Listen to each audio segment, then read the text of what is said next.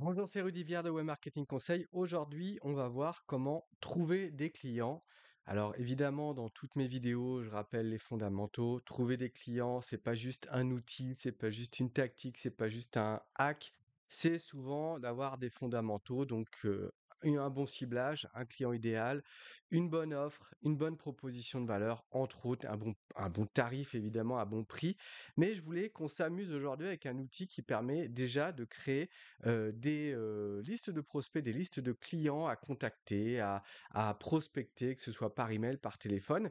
Et l'avantage de cet outil, sa différence peut-être par rapport à d'autres, c'est pas le seul, hein, évidemment, c'est que l'on va pouvoir utiliser une approche conversationnelle comme sur ChatGPT, sur Claude ou sur Gemini ou Mistral, peu importe. Eh bien, cet outil s'appelle Clay.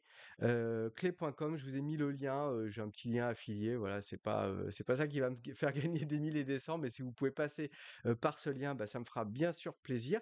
Et donc on va pouvoir effectivement demander ce que l'on veut. Donc par exemple, je veux que tu me crées, une liste des cabinets conseils, des campings, ce que vous voulez, des campings, des cabinets conseils qui ont fait une levée de fonds, des entreprises du bâtiment dirigées par un homme. Voilà, on va vraiment pouvoir faire ce qu'on veut, comme si on avait accès à une base de données avec des filtres, sauf qu'on va lui parler voilà, de manière quasiment naturelle.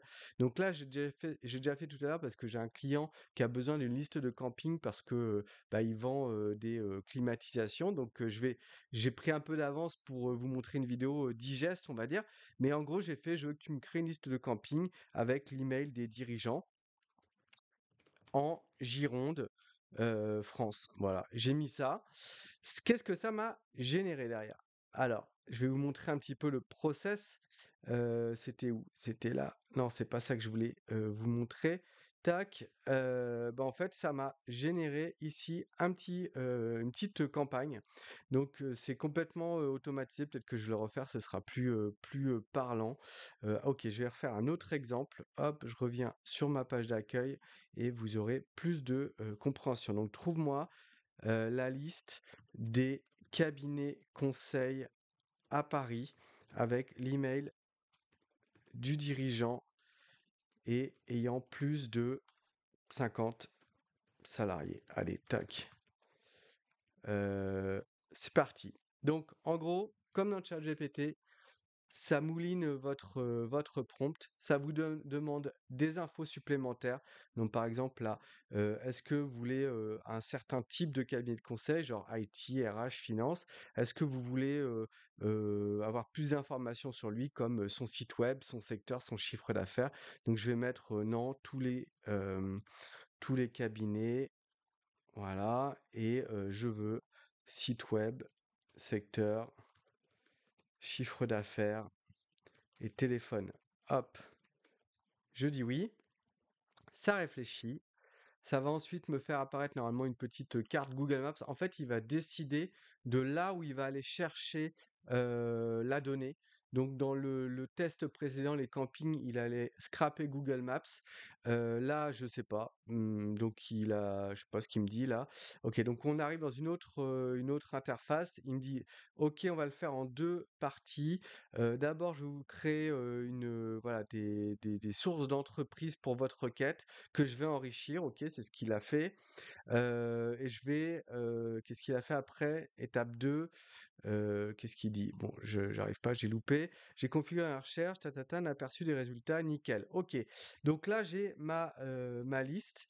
Il m'en a fait 50. Pourquoi il m'en a fait 50? Est-ce que je peux lui demander plus? Ouais, 341 results. Donc il m'a mis bah, la taille de l'entreprise. Il m'a mis, ok, il a été scrappé LinkedIn du coup. Et est-ce qu'il m'a mis l'email au moins? Ajoute l'email. Ajoute l'adresse email. Hop. Voilà. Donc on va pouvoir customiser finalement la base de données qu'on veut. On va pouvoir la crafter comme on veut. Voilà, bien sûr, ça coûte des crédits. Après, c'est pas méga cher. J'ajoute lien. Voilà. Donc là, on arrive avec quelque chose de plus en plus riche, de plus en plus travaillé. Est-ce que je vais avoir les emails? Tac. Ah oui, il peut rajouter les news autour de l'entreprise. Est-ce qu'il y a eu des levées de fonds? et cetera? Est-ce qu'il y a des concurrents? Quels sont ces concurrents? Ce qui va permettre, en fait, de créer des icebreakers de manière intelligente. C'est-à-dire qu'on va pouvoir vraiment, dans la partie campagne, dire: «Bah, pour un tel, je veux que tu le contactes, oui, mais je veux que tu fasses un email pour lui». Donc genre, «Bonjour, Jean-Luc de Capgemini, je voudrais, que tu, enfin, j'ai vu qu'il y avait une actualité chaude autour de ça et que vous aviez fait une levée de fonds», je dis n'importe quoi, et ben, il va vous faire un icebreaker individualisé, donc pour casser la glace et surtout avoir plus de chances qu'on vous réponde. Bon, je vais la laisser tourner. J'ai pas envie de passer 10 minutes Research Company ICP. Ok, je le fais. Je vais aller sur ma liste que j'ai déjà travaillé. Donc, c'était la liste. Je retourne à la home page. C'est pas forcément très clair la manière dont je le présente, mais en vrai, c'est super simple. Il y a un premier onglet, donc c'est la home page, la page d'accueil. Là, on construit notre requête comme un prompt, ok, comme sur ChatGPT. Ensuite, ça vous crée une sorte d'automatisation qui s'affiche ici. Vous pouvez lui donner un nom. Là, c'est Find Local Businesses Using Google Maps Table. Il lui a donné ce nom par défaut, mais je peux le renommer et dire, bah voilà, c'est mes campings Google Maps. Ok, c'est ce que j'ai fait, ce que je vais vous montrer. On peut aussi partir d'une source si on n'a pas envie de faire ça en texte. On peut dire, bah moi, de toute façon, je sais où je veux trouver les infos, donc je veux, tu me trouves des people, donc des gens, tu me trouves des entreprises, ou que tu me trouves des offres d'emploi. Par exemple, toutes les secrétaires, en France, s'il y a une offre d'emploi pour une secrétaire, je vais essayer de retrouver l'entreprise qui a posté, l'offre d'emploi et je vais essayer de les contacter pour leur dire: «Coucou, je peux être secrétaire à la place du CDI que vous allez, proposer». Ou alors on a une offre d'un outil d'automatisation qui permet de faire le boulot, d'un ou d'une secrétaire. Je dis secrétaire, mais ça peut être, traffic manager, comptable, responsable financier. On va pouvoir donc aller scraper Google Maps et dire bah, je veux telle ou telle requête et ça va vous créer donc une automatisation qui est super simple, hein, faut pas avoir peur. Voilà, là, hop, il vous dit ce qui se passe. Donc l'automatisation, il l'a générée avec l'IA. C'est trouve-moi des local businesses, donc des business locaux, et ensuite trouve l'adresse de ces business à partir de la liste que tu t'es conçue, quoi. Si vous voulez, optimiser ça, vous pouvez complètement, ajouter d'autres trucs dans l'automatisation que vous avez, créée à l'instant. C'est-à-dire que vous pouvez dire: «Ah bah non, mais en fait, trouve-moi, le contact et l'entreprise». Enfin, on peut rajouter des choses. On peut ajouter des signaux, ça je vous le montrerai juste après. Donc c'est, est-ce qu'il y a un changement de position dans l'entreprise? Est-ce qu'il y a, une news, une actualité, une levée de fonds, quelque chose d'important? Est-ce qu'il y a un recrutement dans l'entreprise? Est-ce qu'il y a eu une offre d'emploi, une promotion, et cetera? Donc on va avoir des signaux, en fait, qui vont vous permettre ensuite d'optimiser, bah, l'envoi de vos emails. Donc là, j'ai fait un truc simple, ça a l'air compliqué, mais en vrai, c'est simple, c'est, trouve-moi des business, donc des campings, ça c'est ce que j'ai dit avec l'IA et trouve-moi leur adresse email. Ça me donne quoi après? Eh bien, j'ai donc je reviens sur mon truc là, hop, je reclique dessus, ça me donne une liste, voilà, avec, bah, des infos, donc bah, le numéro de téléphone, l'adresse et normalement je lui ai demandé les emails, donc je sais pas où aller, hop, heu, mmh, je sais pas où c'est. J'ai pas envie de perdre du temps là-dessus, mais en gros, ça va vous faire la liste de la base de données qui vous intéressait. Est-ce que c'est Enrich? Bon, peu importe. En tout cas, ça vous fait la base qui va nourrir ensuite votre prospection.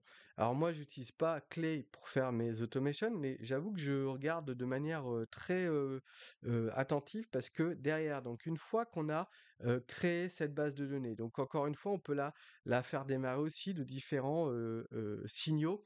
Est-ce qu'il y a un changement de position? Donc, dès qu'il y a un changement de position sur LinkedIn, et ben, vous allez pouvoir lui envoyer un petit email à cette personne.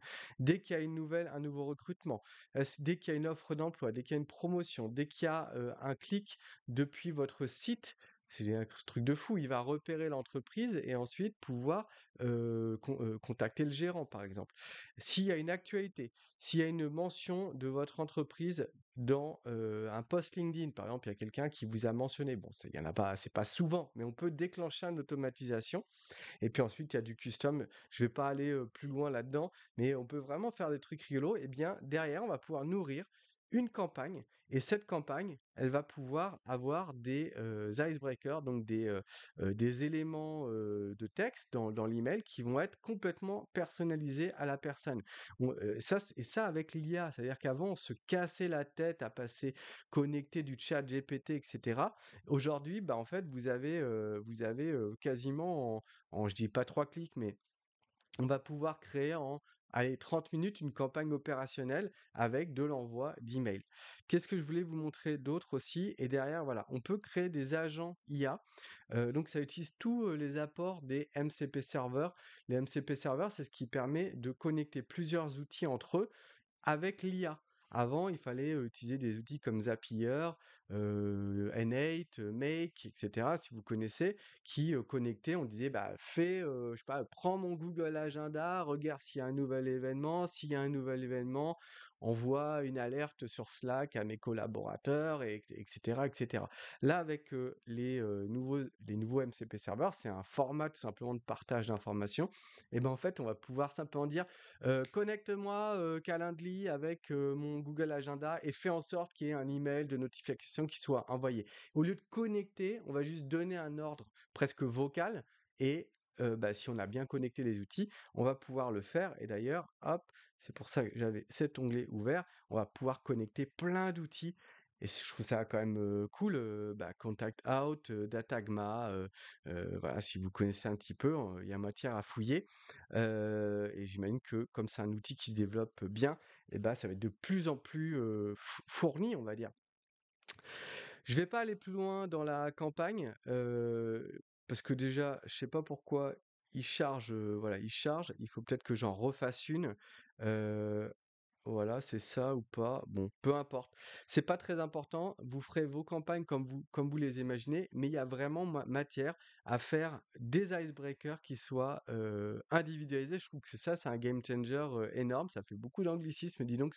En tout cas, on est sur des choses qui arrivent où finalement se constituer des listes de prospects, en fait, c'est facile.